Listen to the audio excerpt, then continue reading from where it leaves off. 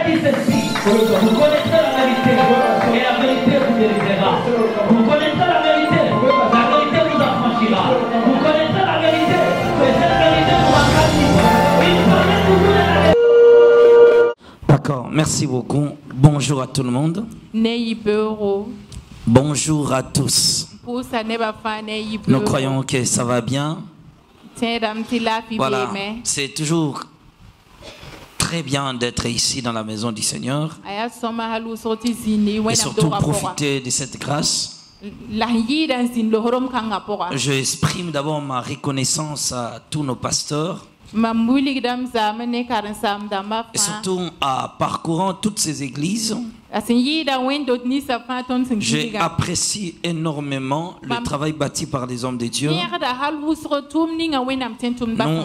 J'ai trouvé des églises bien structurées où la crainte et la parole de Dieu est observée. En tout cas, toutes mes reconnaissances aux pasteurs d'avoir accompli ce grand travail.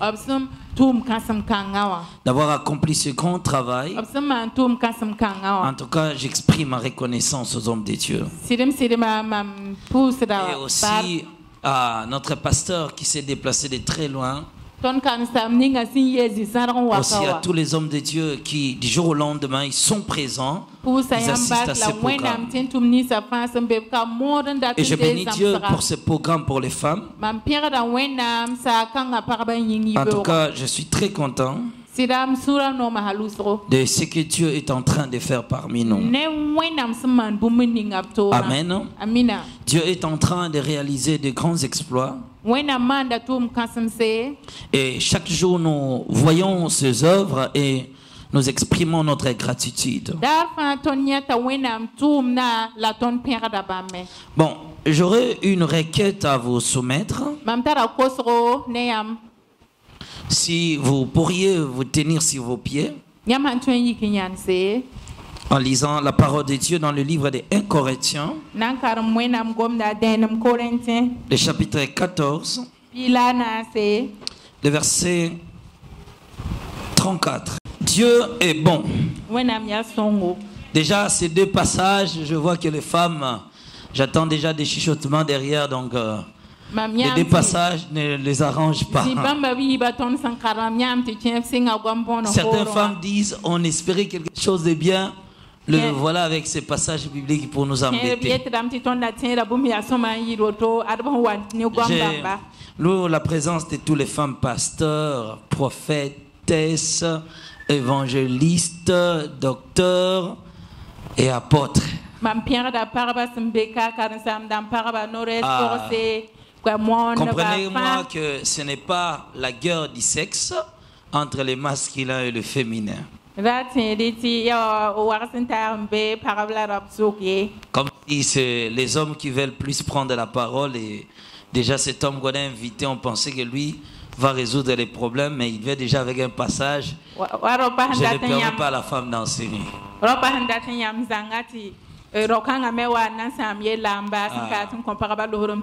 Tous les femmes pasteurs, apôtres, évangélistes et prophétesses qui sont ici, je vous respecte énormément.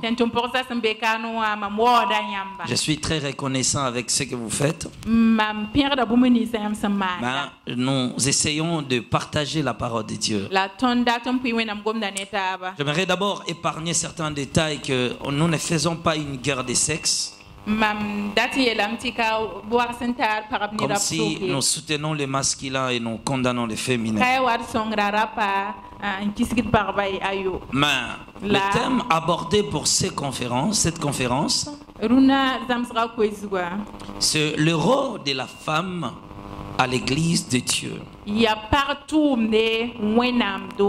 Vous aspirez au ministère, vous dirigez les assemblées. Il y a des âmes qui sont sous votre charge. Mais est-ce que ce que vous remplissez est conforme à la parole de Dieu? Cet enseignement est un enseignement doctrinal.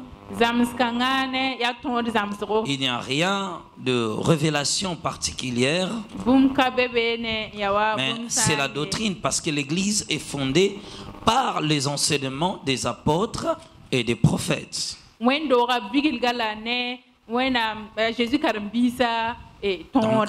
en lisant la Bible, nous comprenons que la Bible refute déjà toute intention personnelle, toute idée des hommes.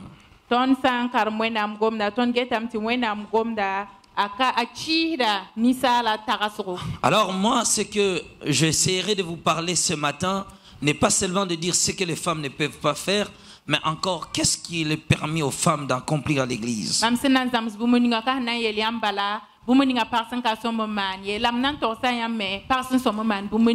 J'aimerais déjà poser moi-même quelques questions que j'aimerais encore aborder aussi sur le rôle de la femme à l'église. L'une des questions qui est souvent familière parmi les femmes et surtout parmi les hommes de Dieu qui soutiennent le ministère de la parole de la femme,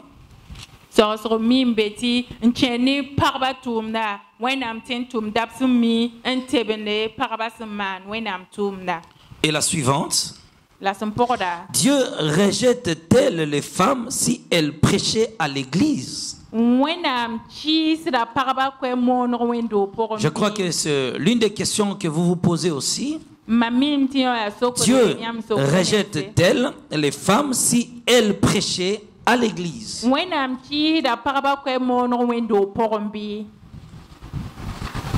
Amen. Amina. La deuxième question est celle-ci. Est-ce que les femmes n'ont rien à faire à l'église?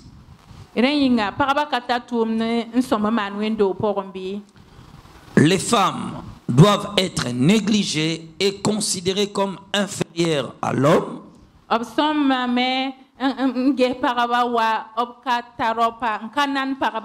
Et au final, qu'est-ce qu'une femme doit faire dans l'œuvre de Dieu ou à l'église? Voilà quelques questions que moi-même j'essaierai de vous répondre. Nous avons ces problèmes au sein de l'église où les femmes ne savent plus ce qu'ils doivent faire. Et surtout, il y a des passages qui posent problème. Les passages dont on vient de lire. Parfois, il y a certains pasteurs et théologiens affirment que les déclarations de l'apôtre Paul sur cette affaire de femmes concernait une époque précise. Surtout dans des contextes culturels bien différents des nôtres. Vous avez déjà entendu cela chez beaucoup de pasteurs qui disent, surtout quand on fait des cours bibliques, quand on apprend, on dit non, quand Paul a dit, c'était parce que ces femmes-là, à l'époque, elles faisaient. Mais l'apôtre Paul ou la Bible ne donne aucune affirmation de telle déclaration que si cette parole a été prononcée, c'est parce qu'il y avait des femmes qui voulaient faire. Non, ce n'est absolument pas ça. Voilà,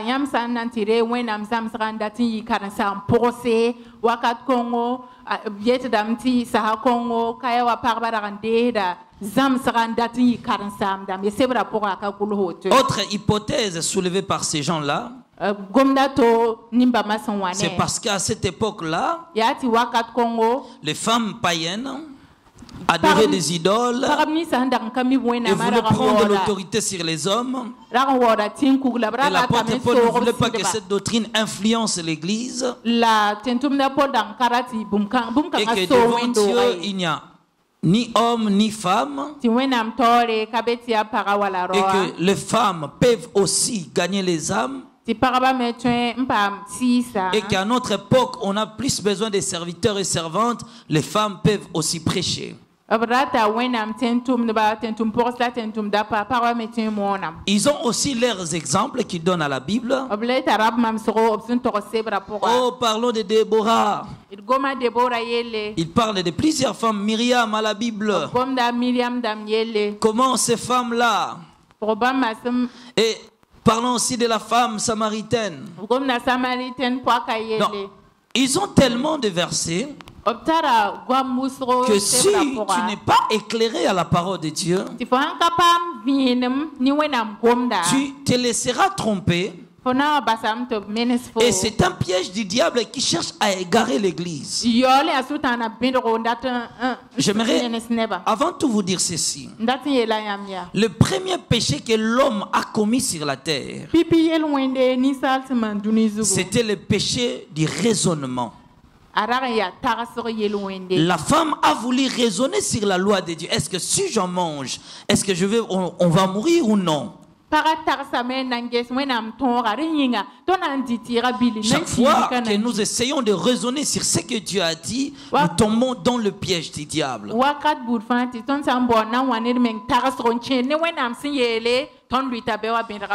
Puisque c'est par des versets bibliques que certains d'entre nous essayent de se défendre, mais moi je n'ai pas encore donné mon avis là-dessus. Je crois que mon avis sera la vie de la parole de Dieu. Qui sait, la parole de Dieu pourra résoudre ces problèmes. Amen. Et retenez bien que ce message n'a rien à voir de la discrimination envers le genre féminin.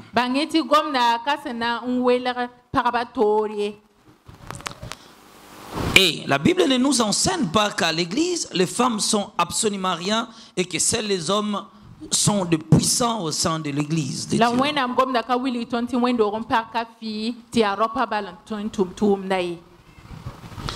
Et j'aimerais aussi expliquer ceci à l'église.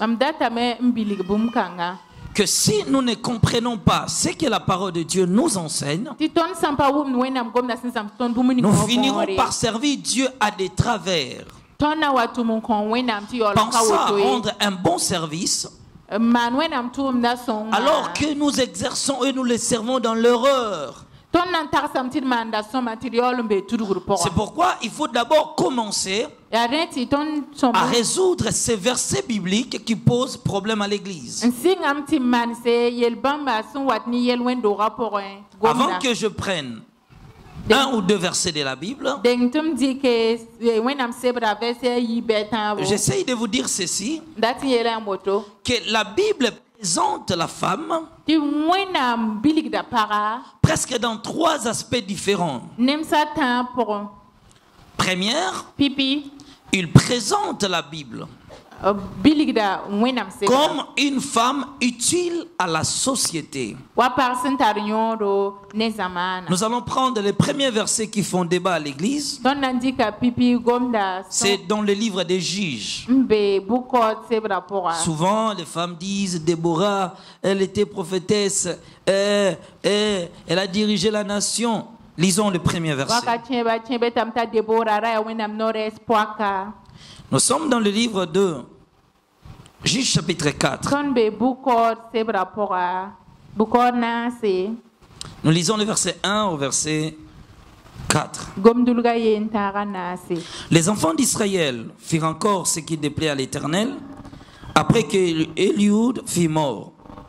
Et l'Éternel le vendit entre les mains de Jabin, roi de Canaan, qui régnait à Hatzor. Le chef de son armée était Sisera et habitait à Arochet Goyim. Les enfants d'Israël crièrent à l'Éternel, car Jabin avait 900 chars de fer et il opprimait avec violence les enfants d'Israël depuis 20 ans. Dans ce temps-là, Déborah, prophétesse, femme des Lapidotes, était juge en Israël. Amen. Amen. Nous voyons la première femme défendue par presque nos chères femmes qui sont ici, nos chers ministres de Dieu qui sont ici. Et d'abord que Déborah était juge. Étant juge, moi aussi la femme, je suis libre d'être pasteur. Nous sommes dans l'Ancien Testament. La Bible appelle Déborah juge, équivalent de président actuel. Israël comme un État, comme dans toutes les nations d'ailleurs, toutes les nations du monde ont un président. Un président qui dirige la nation. Il est soutenu par son gouvernement. Alors la Bible compare maintenant. La Bible parle que Déborah là, qui était la prophétesse, elle était juge en Israël. Écoutez deux titres. Elle est prophétesse. Elle est aussi juge en Israël. C'est comme en Arabie Saoudite. Le président ou bien le roi est à la fois roi du pays, roi du royaume, et à la fois il est, chez les musulmans, Moualim. Hein? Si c'est Moualim, c'est celui qui dirige leur temple là. Donc, à la fois, il assume ces fonctions-là. Mais différent de la femme qu'on appelle Déborah. Déborah est à la fois juge et à la fois prophétesse. Est-ce que vous retenez bien? Elle est à la fois juge, équivalent de président Ibrahim Traoré. Mais elle est encore juge. Donc elle dirige une nation. Elle contrôle les choses pour le bon fonctionnement des choses de l'État. Sous son autorité, il y a l'armée, il y a les administrations, le gouvernement, ainsi de suite. Elle est comme était la reine de l'Angleterre. La Bible n'interdit pas aux femmes d'être ministre, député, gouverneur, présidente de la République, assumer de grands postes dans la société. Est-ce que vous retenez? C'est important pour des femmes d'aller lire. Faire des études pour être utile à la société. Tu dois étudier. Tu dois te valoriser. La fille ne dépend pas seulement des hommes en genre masculin, mais tu dois aussi apprendre et tu dois être parfois autonome dans la vie. C'est pourquoi la Bible nous donne cet exemple de ces femmes qui étaient des femmes de distinction. Au milieu des hommes, elle était juge. Samson était juge. Samuel était juge. Mais entre eux, il y avait aussi une femme qu'on appelait juge Déborah. La Bible montre que la femme, sa place n'est pas seulement dans le ménage, mais la femme a aussi droit d'impacter la société. La femme a aussi droit de travailler. La femme a aussi droit de gagner sa vie. Deuxième problème qui se pose là, c'est son titre de prophétesse. Or, dans l'ancienne époque, Israël n'était pas un pays, pardon, était une nation par exemple, était une nation, mais dans cette nation, il y avait aussi le tabernacle,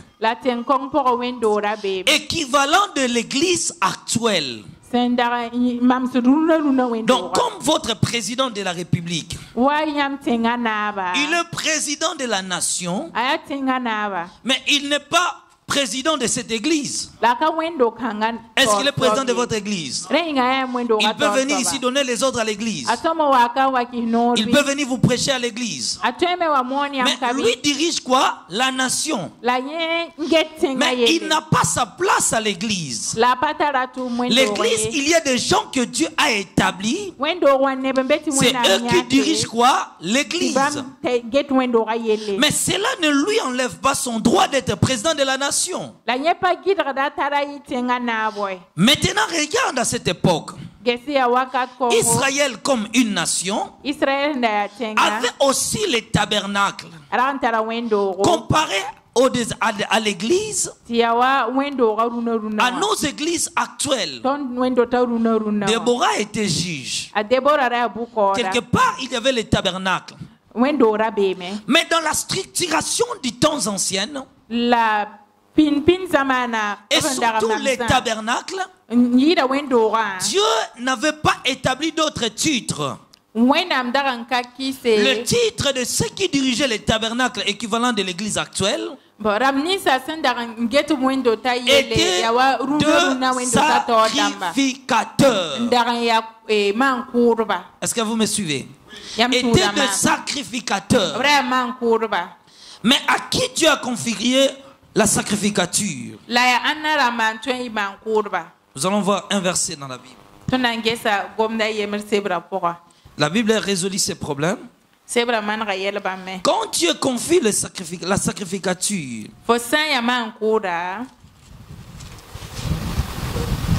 Exode chapitre 28.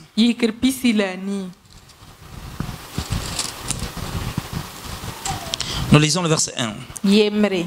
Fais approcher de toi Aaron ton frère et ses fils, prends-les parmi les enfants d'Israël pour les consacrer à mon service dans la sacerdoce. Pardon, dans les sacerdoces. Aaron et les fils d'Aaron, Nadab, Abihu, Éléazar et Itamar. Exode chapitre 9, le verset 29. Pardon, le verset 9. Tu mettras une ceinture à Aaron et à ses fils. Et tu attacheras des bonnets aux fils d'Aaron. Les sacerdoces leur appartiendra par une loi perpétuelle. Tu consacreras aussi Aaron et ses fils. Amen. Amina. Dieu prend maintenant les sacerdoces. Le travail du temple ou bien du tabernacle. Il les confie à Aaron et à ses fils. Et il dit ceci, que cela sera une loi perpétuelle jusqu'aujourd'hui en Israël. C'est la descendance d'Aaron, précisément de fils, qui assume la responsabilité des synagogues, soit du tabernacle comme c'était à l'époque. Alors Déborah comme une prophétesse, comme Élie prophète, comme Ésaïe prophète, vous allez voir que ces gens-là ne sont jamais entrés dans les temples pour prendre la loi, l'enseigner au peuple. Ils étaient des prophètes d'Éo, parce qu'ils avaient les dons de la prophétie. Mais le temple ou le tabernacle n'était confié qu'aux sacrificateurs. Écoutez, quand vous lisez la Bible, vous allez voir que Salomon construit les temples. Il ne cherche pas des prophètes, alors qu'ils étaient à son époque. Il y avait des Nathan qui étaient prophètes, qui a marché avec son père David. Mais il n'est pas allé prendre Nathan pour pour l'établir sacrificateur.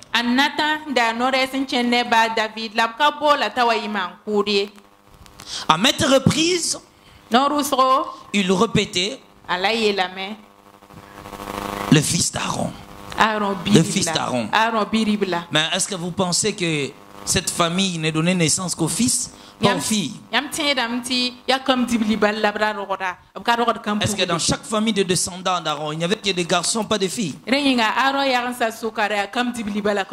temple était donné aux sacrificateurs, qui sont les hommes. C'est eux qui assumaient cette responsabilité. On n'a jamais parlé dans la Bible que Élie le prophète est entré dans les temples et enseigné la loi et faire la sacrificature. En même titre que Déborah qui était une prophétesse, mais n'était pas un sacrificateur. Elle n'avait rien à voir avec la sacrificature. Elle ne venait pas au temple équivalent de l'église prendre la loi et enseigner au peuple. Elle ne faisait pas les sacrifices pour le peuple. Les gens ne venaient pas avec leurs offrandes chez elle pour faire la sacrificature, les sacrifices pour le péché. C'était les gens appropriés à faire ce travail. C'était le sacrificateur qui, elle, n'en faisait jamais partie. Est-ce que vous êtes là? Donc nous voyons déjà la première hypothèse est tombée.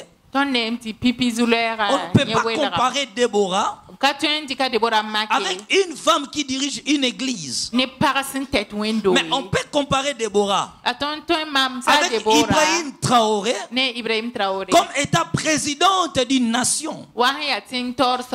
Il gère les affaires de l'État. Elle n'a rien à voir avec l'église. Amen. Amen. Est-ce que ça passe? Je suis un peu trop lent pour vous permettre à comprendre. J'essaye vraiment d'attirer votre attention sur ces choses. Il est très utile que vous les compreniez. Donc quand on essaye de prendre certains versets pour le manier d'une manière négative, la parole de Dieu est tout à fait claire. L'Ancien Testament était confié aux sacrificateurs. La loi de Moïse était donnée aux sacrificateurs. Déborah ne peut pas encourager ces femmes égoïstes qui souhaitent prendre l'église en otage. Mais elle encourage les femmes de ménage qui ne veulent rien faire dans la vie, qui comptent sur leur mari.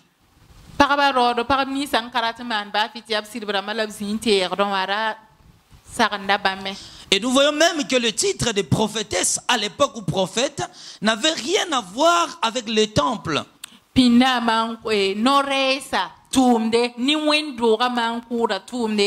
exerçaient leur travail là dehors, des prophètes dehors. Au temple, c'était les sacrificateurs.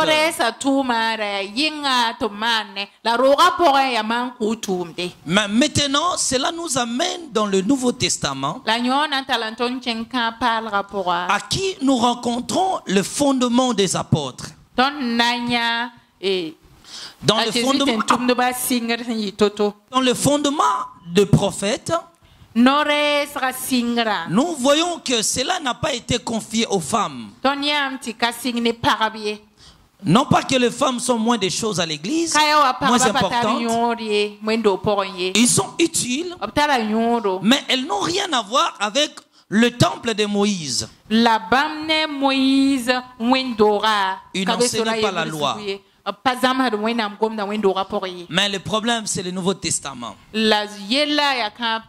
Quand nous lisons ces versets, c'est ce qui pose problème à l'église. Les gens essaient de l'interpréter comme je vous ai dit au départ. Mais voilà les passages que moi je vous donne ce matin. En lisant l'apôtre Paul, il a dit, si quelqu'un croit avoir l'Esprit de Dieu, il doit comprendre que c'est un commandement du Seigneur. Un verset, bon, je l'ai dit parce qu'on a fait une discussion avec une femme en France. C'était le verset que j'aimerais que nous lisons maintenant. Galates. Galates, chapitre 3. Je prends le verset 27 au verset 28. Vous tous qui avez été baptisés en Christ, vous avez revêtu Christ. Il n'y a plus ni juif, ni grec, il n'y a plus ni esclave, ni libre, il n'y a plus ni homme, ni femme, car tous vous êtes un en Jésus-Christ. Voilà. Ce passage aussi pose problème. Cette femme m'a dit, elle m'a dit, bon, tu sais, la Bible dit il n'y a ni homme, ni femme. Et elle a soutenu ces déclarations avec, vous savez, en Europe, la loi de la parité. Les femmes, loi de la parité. L'égalité des sexes. L'égalité des sexes. L'égalité des sexes. Elle m'a dit, tu vois, même chez nous en Europe, nous sommes égaux entre l'homme et la femme. Il n'y a pas de différence. Et même la parole de Dieu aussi le dit. Il n'y a ni femme, il n'y a ni homme. Nous sommes un en Christ. Je lui ai posé la question, maman, qu'est-ce que vous avez compris sur ça? Elle était vraiment ferme et audacieuse. Elle m'a dit, il n'y a pas de différence entre un homme et la femme. Donc, moi, je peux diriger une église, un homme aussi peut le faire.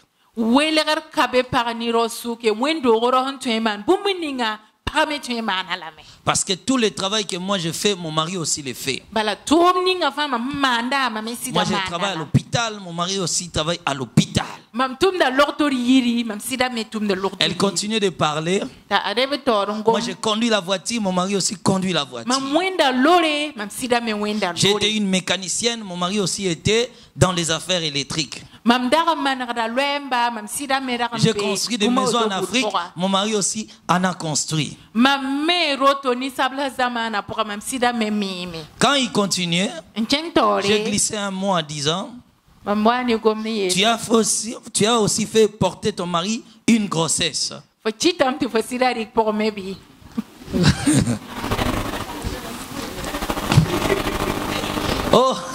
Oh non, pasteur, qu'est-ce que tu dis? Je dis, mais clairement, tu n'as pas bien entendu que je répète encore.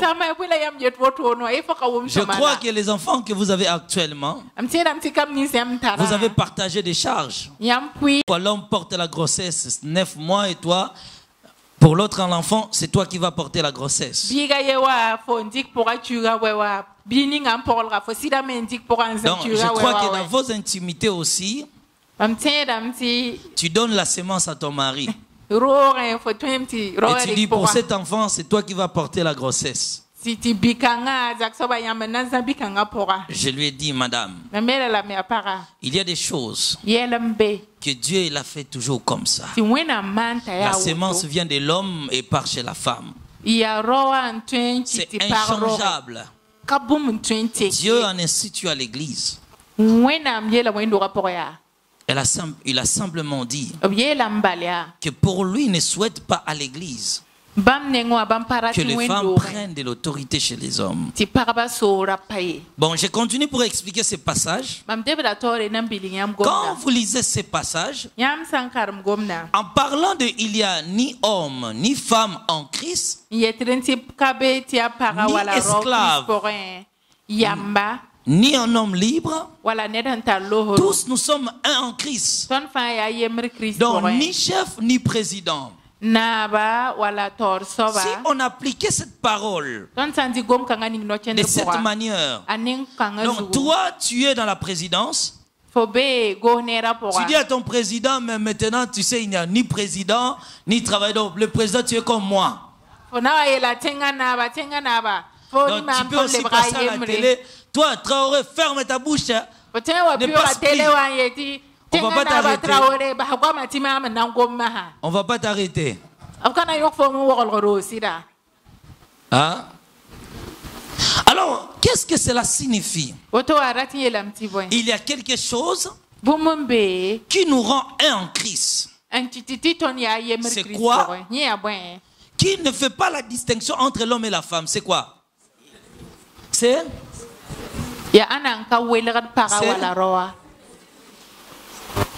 C'est les salis. Merci, pasteur. C'est les salis.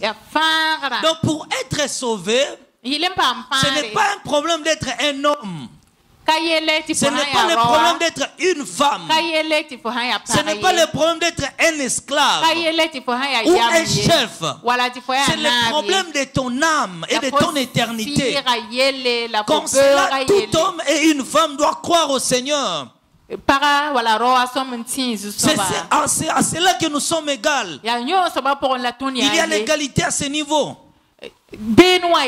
La femme doit accepter Dieu et l'homme doit accepter Dieu. Donc, en termes du salut, on ne dira pas que les hommes soient sauvés et que les femmes partent en enfer. Donc, tout le monde doit être sauvé. On ne dira pas que les civils soient sauvés et les militaires ne soient pas sauvés. J'ai aimé le partage qu'on avait ce jour-là la nuit avec les hommes de Dieu. On partageait sur le salut des soldats. Comment les soldats partent tuer les gens au front? Est-ce qu'ils iront au ciel? En tout cas, c'était un bon débat qu'on avait avec les hommes de Dieu. Parce qu'il y avait des versets qui disent: celui qui tuera par l'épée mourra par l'épée. Mais ensemble,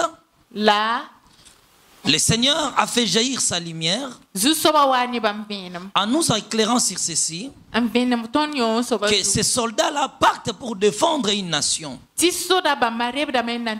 qu'ils ne sont pas coupables si tuer une personne en respectant les règles du pays. En respectant les lois de la guerre, de ne pas tuer les civils, de tuer l'ennemi. Et quand Dieu me tue un adversaire, soudain, Jésus-Christ revient. Si les chrétiens ils partent au ciel, ça n'a rien à voir. Ça sera un crime. Lorsqu'il tue les civils, cela nous amènera loin. Revenons aux choses essentielles. Nous parlons maintenant de cette dimension du salut. Pour être sauvé, ça n'a rien à voir d'être un homme et une femme. Donc chacun de nous doit courir pour sauver son âme. Chacun d'entre vous doit faire l'effort de sauver sa vie. À ce niveau-là, pour être sauvé, ça n'a rien à voir entre être enfant, être adulte, être vieillard. C'est ça l'égalité de Dieu. En matière de salut, Dieu appelle tout le monde, petits et grands, vieillards. Là, c'est en termes du salut. En termes du salut, nous tous, nous devons nous battre pour se faire sauver. Pour hériter le royaume de Dieu. Il y a encore un autre problème. En termes de responsabilité assumée à l'église. Ces femmes exploitent aussi l'histoire d'une femme dans la Bible qu'on appelle Phoébé. En disant: oh non, regarde, même Phoébé, elle aussi. Prenons le passage qui parle de Phoébé.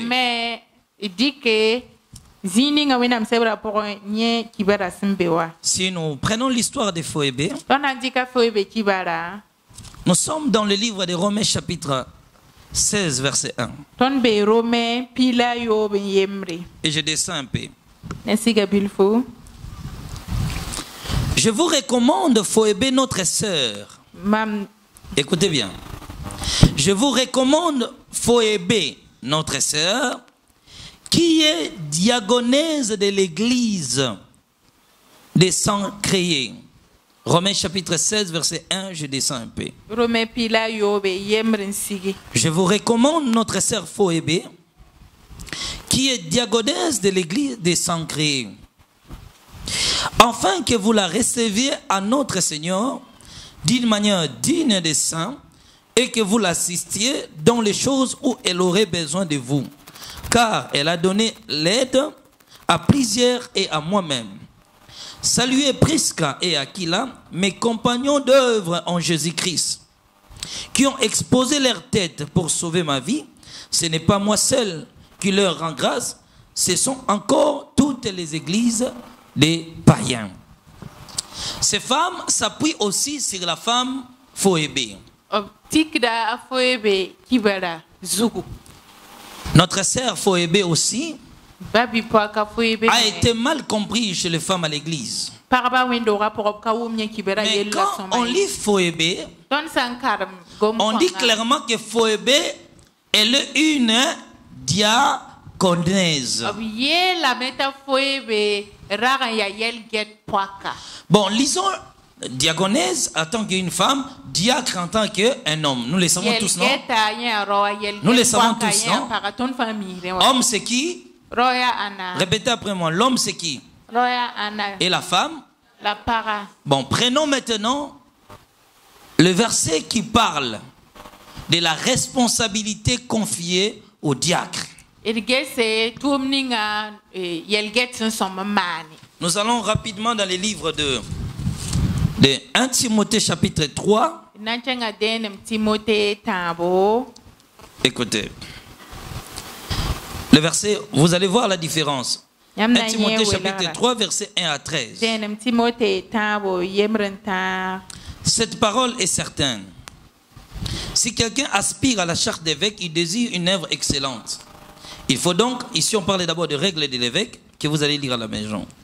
Il continue, il parle de l'évêque, il parle de l'évêque, il parle des rêves. Maintenant, au verset 7, voilà. Bon, lisons seulement pour vous permettre de comprendre. Cette parole est certaine. Si quelqu'un aspire à la charge d'évêque, il désire une œuvre excellente. Il faut donc que l'évêque soit irréprochable, mari d'une seule femme, sobre, modéré, réglé dans sa conduite hospitalier, propre à l'enseignement. Retenez bien, pour l'évêque, propre à l'enseignement. Il faut qu'il ne soit ni adonné au vin, ni violent, mais indigent, pacifique, désintéressé. Il faut qu'il dirige bien sa propre maison et qu'il tienne ses enfants dans la soumission et dans parfaite honnêteté. Car si quelqu'un ne sait pas diriger sa propre maison, comment prendra-t-il soin de l'église de Dieu? Il ne faut pas qu'il soit un nouveau converti, de peur qu'enflé d'orgueil, il ne tombe sous le jugement du diable. Il faut aussi qu'il reçoive un bon témoignage de ceux du dehors, afin de ne pas tomber dans l'opprobre et dans les pièges du diable. Les diacres aussi doivent être honnêtes, éloignés de la cupidité, des excès du vin, des biens sordides, conservant le mystère de la foi dans une conscience pure, qu'on les éprouve d'abord et qu'ils soient exercés ensuite leur ministère, s'ils sont sans reproche. Voyez. Ajoutons un autre passage.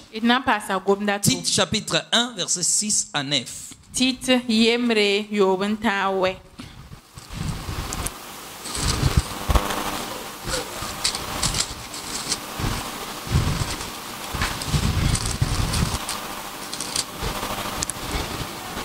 La Bible dit ceci. S'il trouve quelque homme irréprochable, mari d'une seule femme, ayant des enfants fidèles, qui ne soit ni accusé de débauche, ni rebelle, car il faut que l'évêque soit irréprochable, comme économe de Dieu, qu'il ne soit ni arrogant, ni colère, ni adonné au vin, ni violent, ni porté à un gain déshonnête, mais qu'il soit hospitalier afin que les gens, amis des gens de bien, modérés, justes et saints, tempérants, attachés à la vraie parole telle qu'elle a été enseignée afin d'être capable d'exhorter selon la saine doctrine et de refuter les contradicteurs. C'est deux passages. Premièrement, on parle de l'évêque. Évêque, entre autres, c'est qui? Évêque, c'est qui? C'est pasteur, hein? Voilà. Pour l'évêque, on dit qu'il doit être propre à l'enseignement.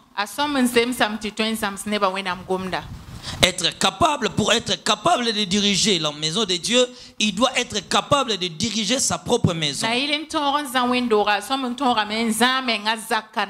Mais tandis que pour le diacre, diacre ou bien serviteur, diaconesse ou servante, dans Actes chapitre 7, la Bible révèle cette histoire. Les apôtres enseignaient la parole. Il y a eu quelques disputes à cause des biens de la nourriture. Où certaines femmes réclamaient qu'ils étaient un peu négligés. Comme c'est les apôtres qui occupaient cette fonction, ils ont obligé à ces femmes, ou bien à ces gens-là, de s'en occuper de la responsabilité de prendre soin ou bien d'administrer sur des nourritures et des biens matériels. C'est en ce temps-là que vous allez voir, il fera l'entrée de celui qu'on appelle Étienne, qui était en réalité diacre.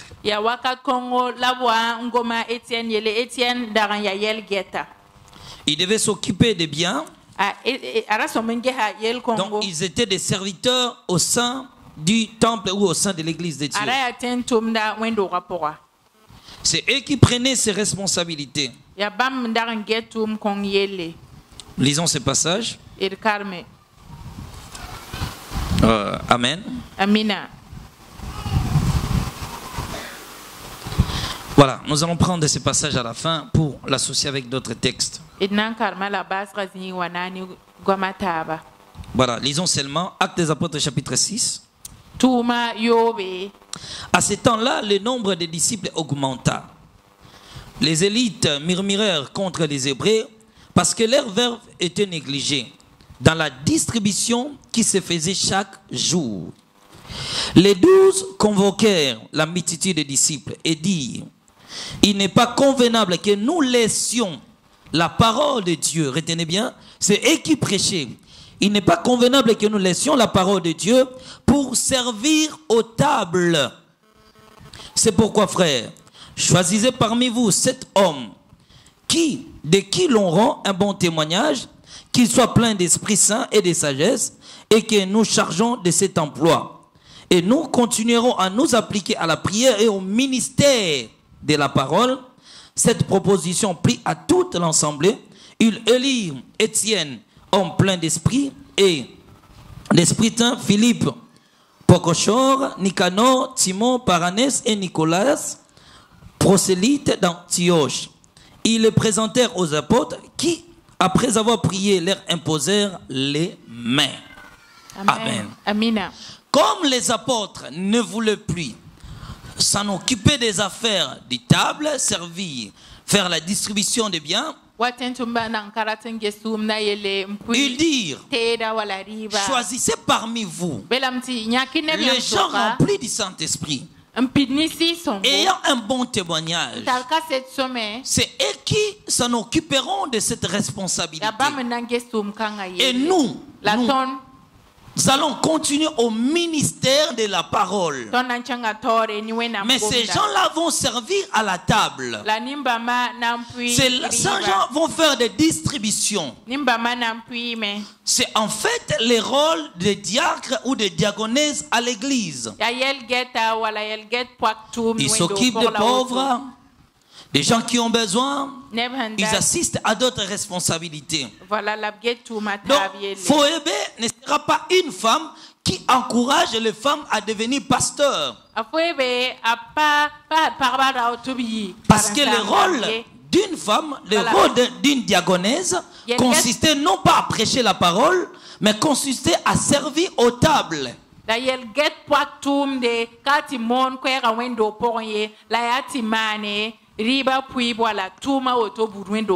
Amen.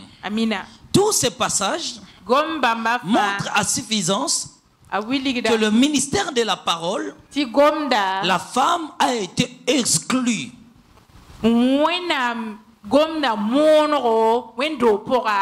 La femme a été exclue du ministère de la parole. Déborah était juge, Phoebe était diaconesse. Ça n'a rien à voir avec le ministère de la parole. Car les apôtres ont dit c'est nous qui doivent prêcher. C'est eux qui doivent occuper de la table. Mais qu'est-ce que la femme doit maintenant faire à l'église? Qu'est-ce qui est permis pour les femmes? Premièrement, les femmes ont droit d'exercer les dons spirituels. Joël chapitre 2, le verset 28. Dans les derniers jours, je répandrai mon esprit sur toute chair. Vos fils et vos filles prophétiseront. C'est la parole de Dieu. Ok? Donc, en termes de prophétiser, d'exercer les dons spirituels, voilà, il n'y a pas de distinction. L'apôtre Paul le dira encore dans 1 Corinthiens chapitre 11 que si une femme prophétise, qu'il prophétise, la tête fait quoi? La tête voilée. Donc, le Nouveau Testament ou bien l'enseignement des apôtres reconnaissent à suffisance que les femmes sont autorisées aussi à l'église à prophétiser. Mais moi j'aimerais vous amener loin, pas seulement à prophétiser, en matière de la possession du Saint-Esprit. Il n'y a pas de distinction entre l'homme et la femme. Directement, la femme a aussi, Dieu distribue aussi les dons spirituels à la femme. Bon, maintenant, s'il faut parler de tous les dons que la femme peut exercer, premièrement, nous voyons que la femme peut exercer aussi les dons de la prophétie à l'église. La libéralité, elle peut l'exercer à l'église. Maintenant, nous allons citer ces dons-là. Il y a un nom qui m'intéresse beaucoup et que j'ai toujours répondu aux gens qui me posent la question: pourquoi tu permets dans ton église les femmes interpréter? Parce que en interprétant, ces femmes-là sont quand même en train de prêcher. Je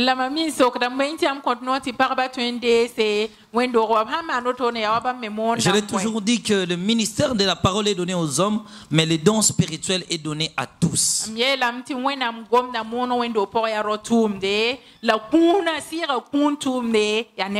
Quand le Saint-Esprit parle des dons, 1 Corinthiens chapitre 12, le verset 10. À un autre, il donne le don d'opérer des miracles. À un autre, le don de la prophétie. À un autre, le discernement des esprits. À un autre, la diversité des langues. Et à un autre, l'interprétation des langues. Écoutez. On a souvent tendance que quand on parle de l'interprétation de langue, on fait seulement allusion au parler en langue spirituelle. Donc quand on veut une femme s'élève, elle dit, non, elle est en train de dire, je suis au milieu de vous. Dieu est là. Bon, vous allez m'expliquer.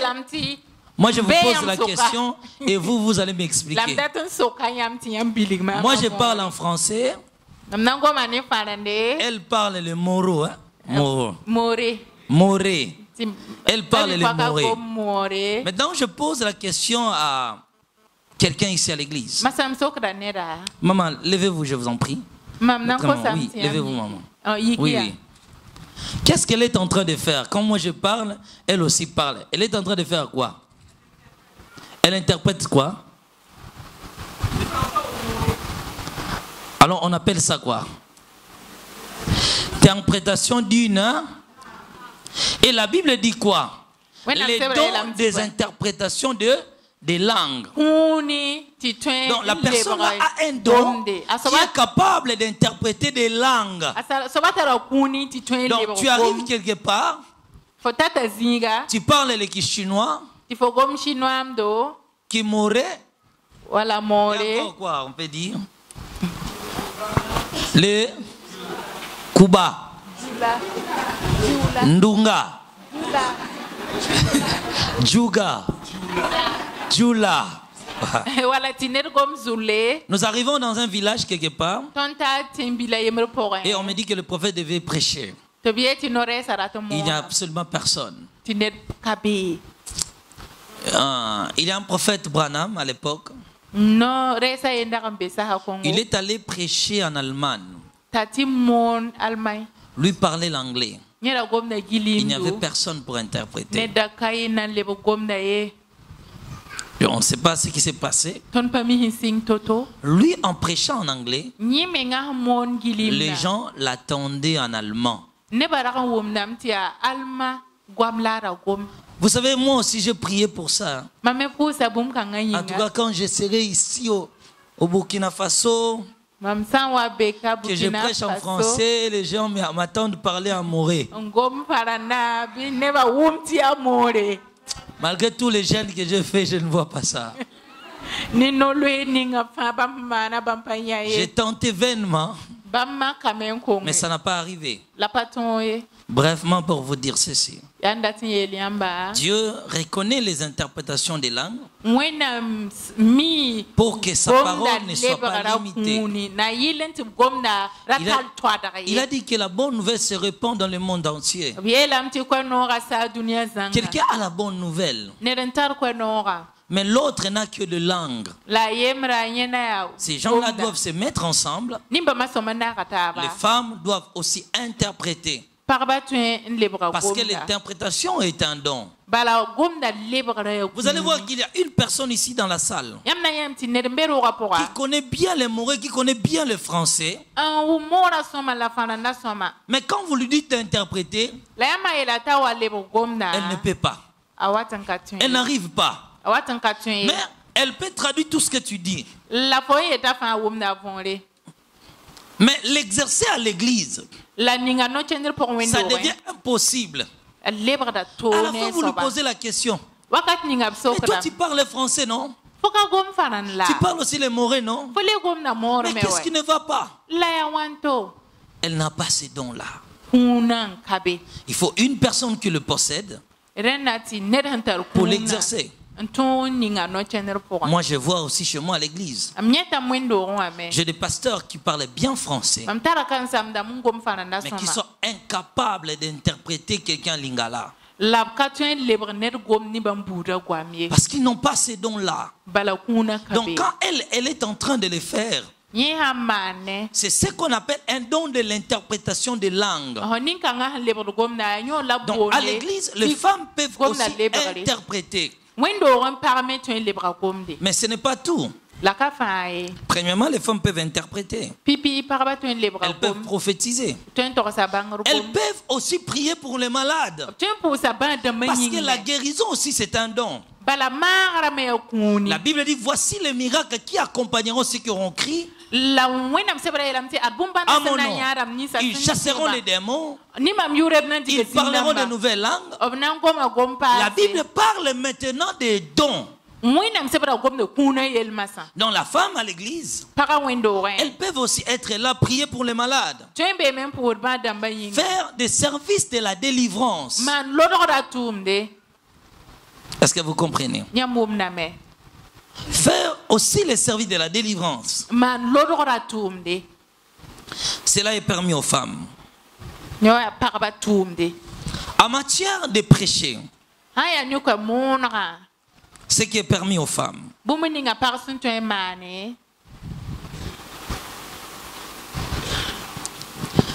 Les femmes à l'église peuvent assumer des responsabilités qui ne leur donnent pas directement l'autorité sur l'homme. 1 Timothée. Pardon, Tite chapitre 2, le verset 3 à 5. Pardon, Tite chapitre 2, verset 3 à 5. Les femmes à l'église peuvent faire quoi encore? Lisons.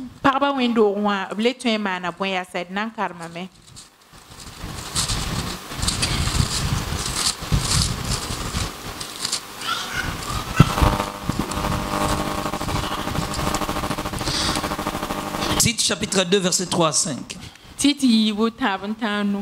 Dit que les femmes âgées doivent aussi avoir l'extérieur qui convient à la sainteté, n'être ni médisantes, ni adonnées au vin, qu'elles doivent donner de bonnes instructions dans le but d'apprendre aux jeunes femmes à aimer leurs maris et leurs enfants. La Bible dit quoi maintenant pour ces femmes? Les femmes doivent apprendre. Quand on parle d'apprendre, quelqu'un c'est enseigner. Parce que l'enseignement c'est l'apprentissage. Le femme. Donc, une femme, par exemple, peut diriger un département de femmes à l'église. Dans des conférences des femmes, parfois il y a certaines églises, ils ont aussi, comme moi, de mon retour, je vais établir un culte dédié uniquement pour les femmes. Les femmes là, elles peuvent prêcher, elles peuvent prier, elles peuvent faire des déclarations. Cela n'offense à rien la parole de Dieu. Si elles enseignent que de femmes. Mais en continuant, on dit encore ceci. Pour que ces femmes apprennent à éduquer leurs enfants. Donc, les femmes ont aussi le devoir d'encadrer comme les écodymes, l'école de dimanche pour les enfants. Pour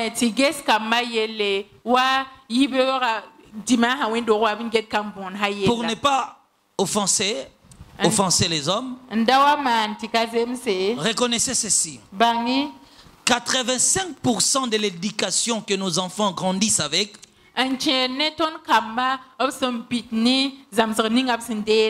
c'est celle qu'ils ont apprise de leur maman. Est-ce que quelqu'un m'a compris? Quelqu'un m'a compris? Même si tu refuses, le père, toi papa tu sors à 6 heures, tu reviens à 20 heures. Quand tu arrives, tu as fait ton devoir, tu as mangé. Est-ce que des fois les jeunes garçons s'attachent rarement à leur papa qu'à leur maman. Est-ce que vous le savez bien? Les filles s'attachent au papa, les garçons s'attachent plus à la maman. Et quand ton enfant veut sortir, souvent il demande la permission chez qui? Elle va toujours chez sa maman. Maman, je voulais sortir. Les vieux là, si je pars lui dire, ah, il va me gronder. Bon, toi-même, tu sais comment tu feras avec ton homme. C'est pourquoi les hommes doivent respecter leurs femmes. Parce que c'est le maman qui baptise la maison.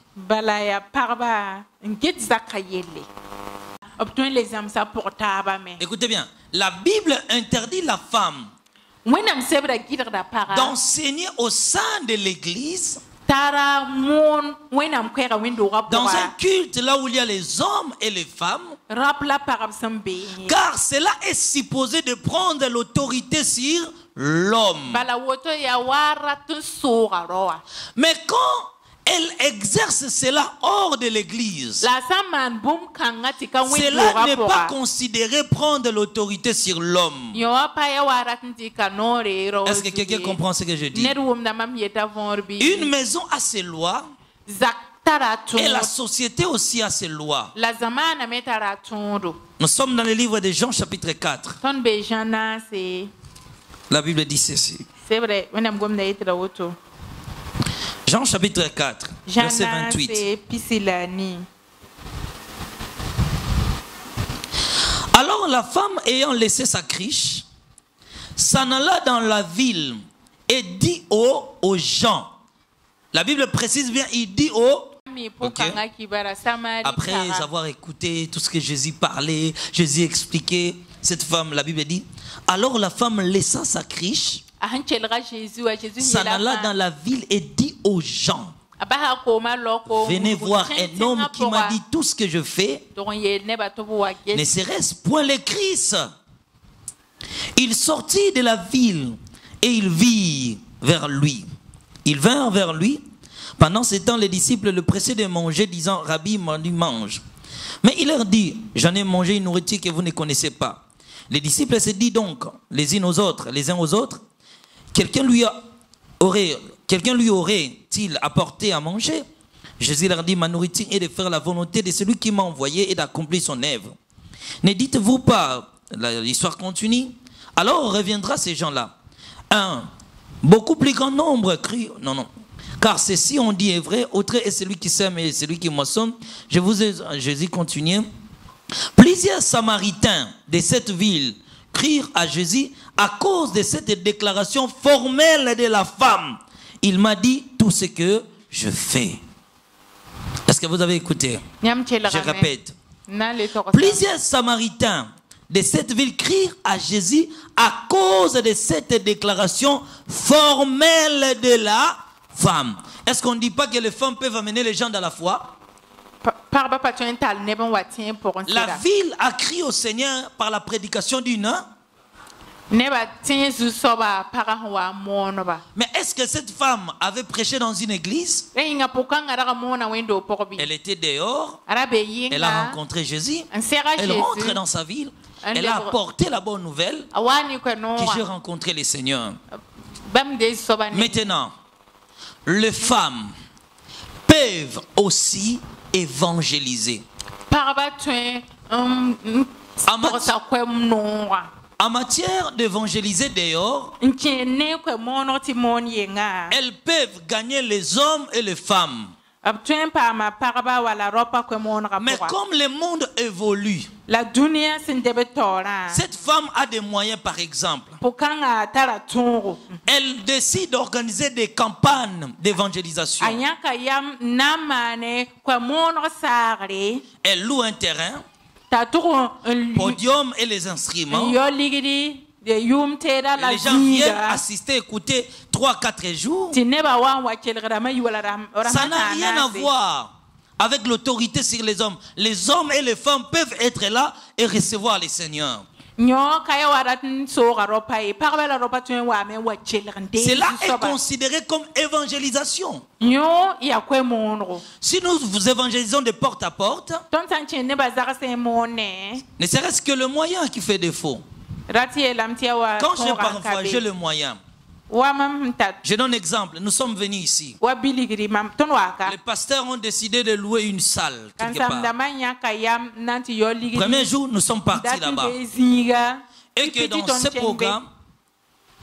dans ce programme, ils décident par exemple, Mama Yaro, c'est elle qui va prêcher. Comme c'est une évangélisation dehors, elle n'a pas offensé Dieu. Est-ce que vous avez compris? Nous étions, c'est quel centre? Le centre Ngenga? Jean-Pierre Ngengrandere.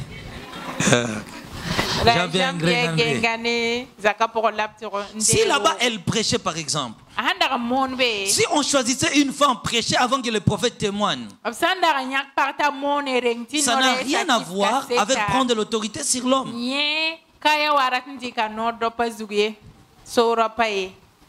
J'aime ce passage, on dit plusieurs de la ville de cette femme crient au Seigneur. Et on ne fait jamais la distinction si c'était des hommes ou des femmes. Mais nous savons tous que c'était les hommes et les femmes. Il y avait des femmes comme Catherine Kuhlman qui organisaient des croisades, des miracles. Donc la femme peut aussi le faire. Organiser des croisades bibliques. Elle prêche la parole. Elle gagne les âmes. Les amène en Christ. Et après, elle confie à une église d'attache. Donc la femme prend une personne dehors et l'amène à l'église.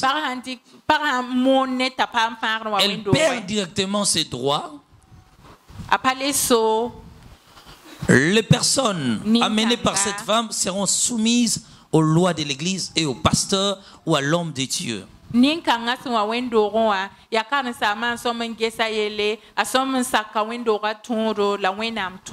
la femme peut organiser des croisades, des campagnes bibliques et faire aussi des miracles. Comme la technologie aussi évolue actuellement, elle peut tourner lui-même ses propres émissions à la maison, elle-même ses propres émissions à la maison. Elle prêche la parole de Dieu.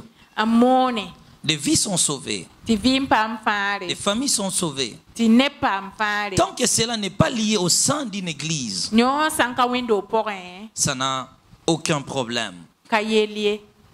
C'est le même problème maintenant pour la prière.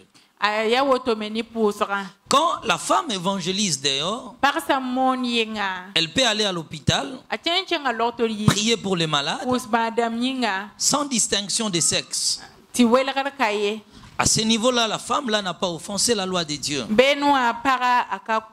C'est ce qui est permis aux femmes. À l'exception du ministère d'enseignement. Les femmes à l'église, bon, à l'exception, lisons d'abord ces versets de l'exception. Nous sommes dans le livre de 1 Timothée, chapitre 2. Écoutez ce que dit la Bible.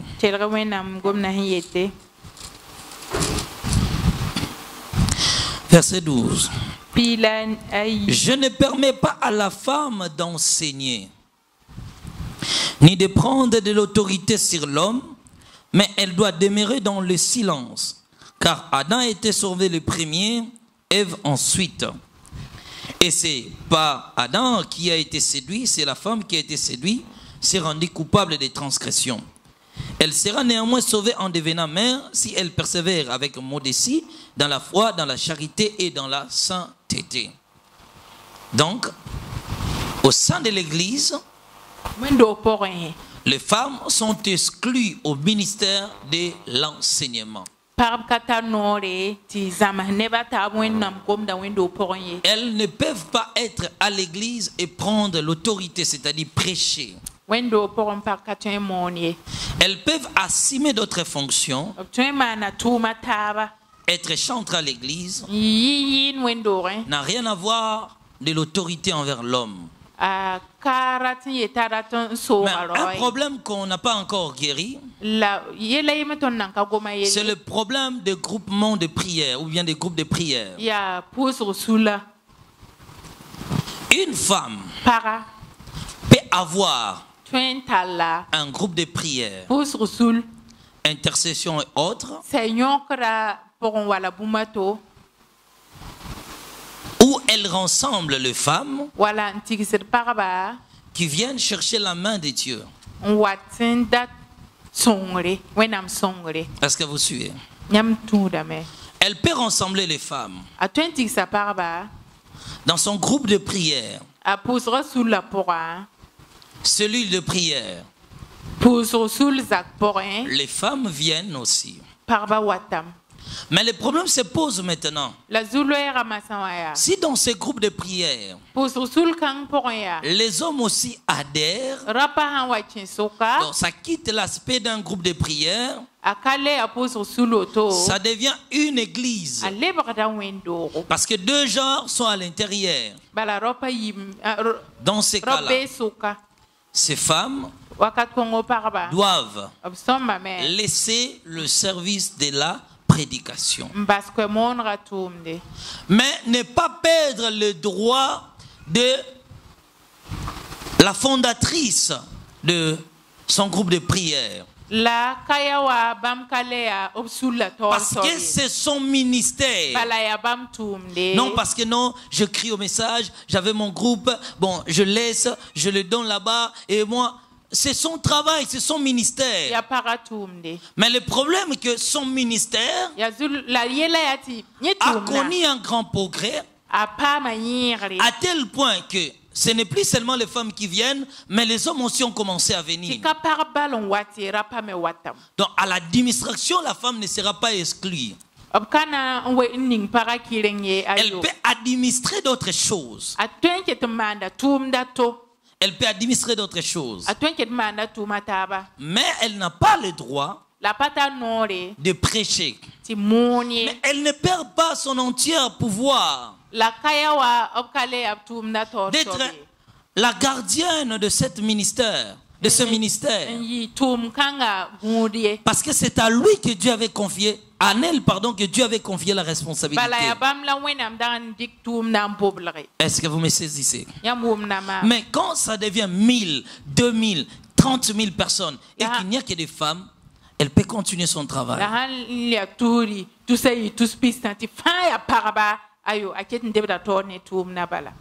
Amen. Maintenant, à cause de ces prophéties, de ces guérisons, là, ça n'a rien à voir avec le fait d'être femme. Cela est considéré comme l'évangélisation. Maintenant, sur les droits de l'Église, est-ce qu'une femme peut-elle aussi percevoir des dîmes? Là, c'est aussi un grand problème. La loi nous enseigne clairement qu'on apportait les dîmes aux sacrificateurs. Donc, cette femme n'a pas le droit de percevoir des dîmes, peu importe son onction. Elle peut prier pour les gens. Elle peut recevoir des dons. Parce que la Bible dit apportez toutes les dîmes dans la maison du trésor. Donc à l'église, la femme n'a pas le droit de percevoir des dîmes. Mais elle peut prier pour quelqu'un, par exemple. La personne voit la main de Dieu et qu'elle décide de poser un acte. Elle a le droit de le recevoir.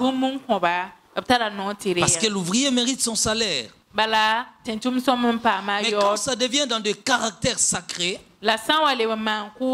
comme dîme, la femme n'a pas le droit de le percevoir.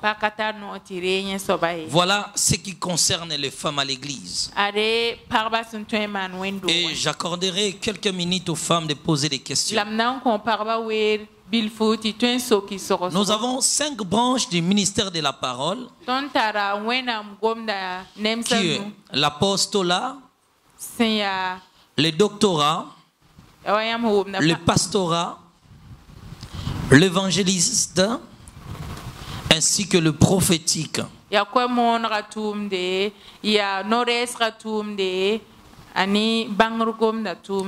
Tout cela est confié aux hommes. J'accorde maintenant les femmes quelques questions avant de continuer.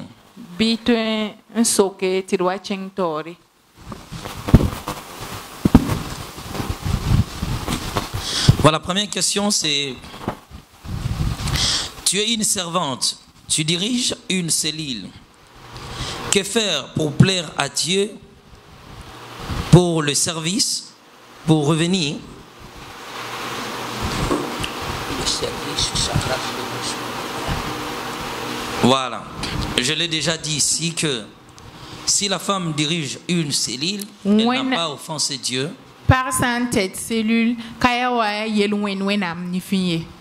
Elle n'a pas offensé Dieu.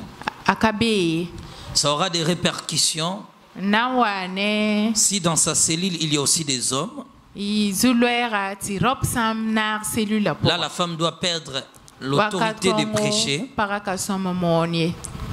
pour laisser la place aux hommes. Mais elle ne perdra pas le droit d'être responsable de sa cellule.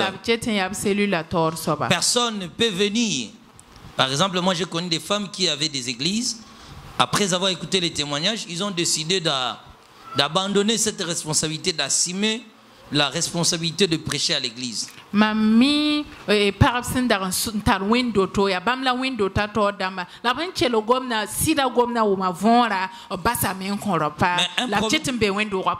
Mais un problème s'est posé. Le pasteur qu'elle invitait venir prêcher chez lui, elle disait maintenant tu n'as rien, tu n'as pas de droit dans ton propre ministère, ton propre cellule, ta propre cellule, pardon. Quand eux venaient, c'est eux qui faisaient la loi. Je crois que là, c'est un problème de l'éducation.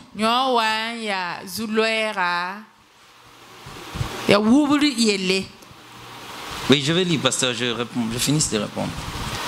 Je crois que là, c'est un problème de l'éducation. Dieu n'oublie pas que c'est cette femme qui a bâti ce travail. Donc, elle est toujours responsable de cela. Mais écoutez, elle perd qu'une seule responsabilité, c'est prêcher. Et percevoir des dîmes. Mais si les dîmes sont déposées par des paniers, comme c'est sa cellule, c'est à elle de décider par qui elle doit confier ces dîmes-là. Donc l'autorité entière reste en elle. Donc personne ne doit lui dire ce qu'elle doit faire.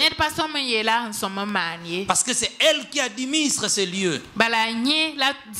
Elle montre les chemins. Elle établit des programmes.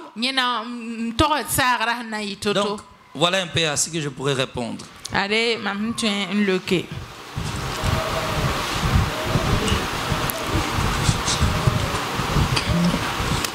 Faut-il dire tous tes anciens copains avant les mariages?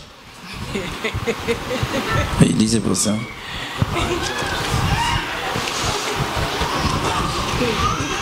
Bon, là, on résout d'abord les problèmes de l'enseignement. Là, les mariages, là, il faut les soirs.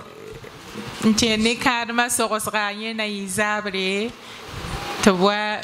a voulu abuser d'une sœur, doit-il? Voilà. Donc ça n'encadre pas. Là, je le réponds les soirs, ça n'encadre pas l'enseignement du matin. Voilà. Ok. Je peux? Oui, vous pouvez. Une femme peut diriger la prière à l'église? La direction de la prière est considérée comme la modération. Dans ces cas-là, les opinions divergent. Parce qu'il n'y a pas un verset qui dit que les femmes ne peuvent pas modérer ou bien diriger la prière au culte. Bon, moi aussi, dans mon expérience en enfer, j'ai vu les femmes qui prêchaient dans les assemblées dirigées là où il y avait les hommes et les femmes. Mais pour la direction de la prière, je n'ai pas vu. Je crois fermement, si c'est dans un département où il y a les hommes et les femmes, la femme là peut tout faire. Comme dans une cellule. Elle peut diriger la prière, donner la ligne de conduite. C'est comme ça. Laisser la parole aux hommes. Voilà. Oui, maman.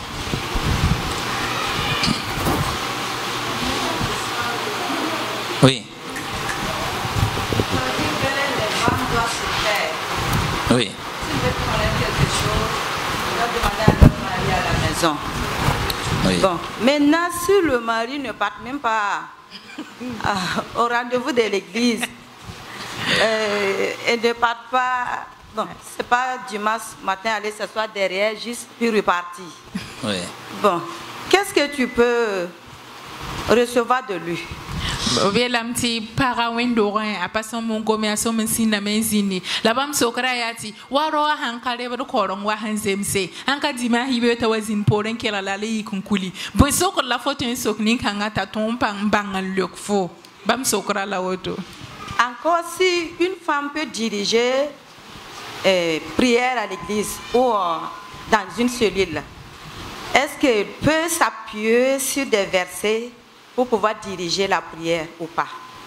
Mam le soka me para han 20 pusro ringa pusra te pora 20 ka wenam gomna un torsen yolon chintor ni pusra bi. Voilà, en répondant aux dernières questions, si elle peut s'appuyer au verset biblique, nous allons lire Actes des Apôtres, chapitre 18. Ton karma tuma pilani. Bam sok ngere yinga 20 ka wenam gomna te pusra. Actes des Apôtres, chapitre 18. Tuma pilani. Le verset 1. Yemre.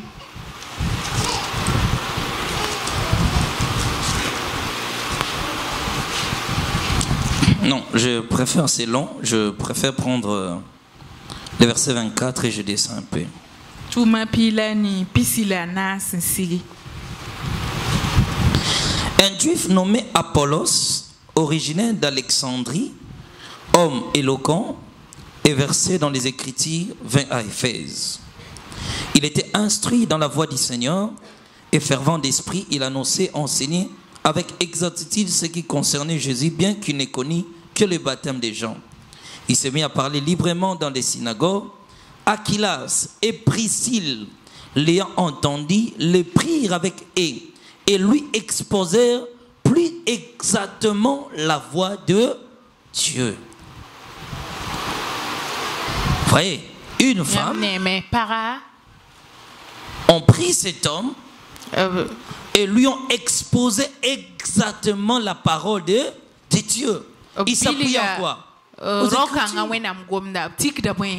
quand la femme dirige la prière à l'église, elle doit au moins lire le verset biblique. C'est pourquoi j'ai dit en matière de la direction de la prière, les opinions ici divergent.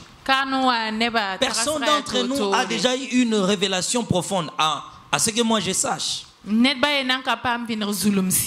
le Seigneur l'a montré que les femmes qui dirigeaient la prière sont en enfer. C'est maintenant l'appréciation de celui qui dirige l'ensemble sous la direction du Saint-Esprit.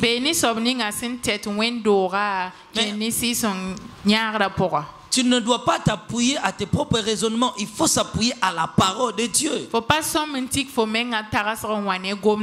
Tu dois prêcher, tu dois exhorter la parole de Dieu. Voilà, la matière. Il a dit ceci, vous connaissez la vérité et la vérité vous délivrera.